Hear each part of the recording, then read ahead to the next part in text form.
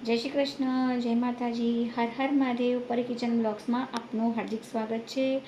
તો ફ્રેન્ડ, સવારે બ્રેકફાસ્ટમાં અમારા ઘરે બધું અલગ અલગ બને. ભાખરી, પરાઠા, ઢોકળા, મુઠિયા, બ્રેડ બટરે હોય, પછી સેન્ડવીચ હોય, કોઈ દિવસ પાત્રા હોય. તો આજે મેં પાત્રા બનાવ્યા હતા. કાલે સરસ મજાના અળવીના પાન માર્કેટમાં જોયા, એકદમ તાજા તાજા સરસ મજાના નાના નાના પત્તા. મને બહુ જ ગમે અળવીના પાન, એટલે મેં લીધા હતા. પછી ધોઈને નસ કાઢી દીધી અને સવારે બધી ઉઠીને બધી તૈયારીઓ કરી.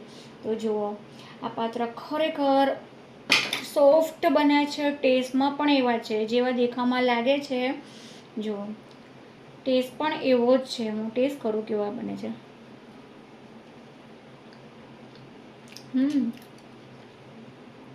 તેલમાં રાઈ હોય, પછી જીરું નહીં, સોરી, રાઈ હોય, તલ હોય, મીઠા લીમડાના પાન હોય, લીલા મરચાં હોય અને ઉપરથી કોથમીર હોય, પછી લીંબુનો રસ હોય.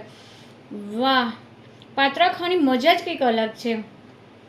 ખરેખર કોને ભાવે છે? અમારા ઘરમાં બધાને બહુ ભાવે છે. મારા હસબન્ડને ને કે બહુ જ ભાવે. ખરેખર સવારે ખુશ થઈ ગયા પાત્રા ખાઈને. અને મારા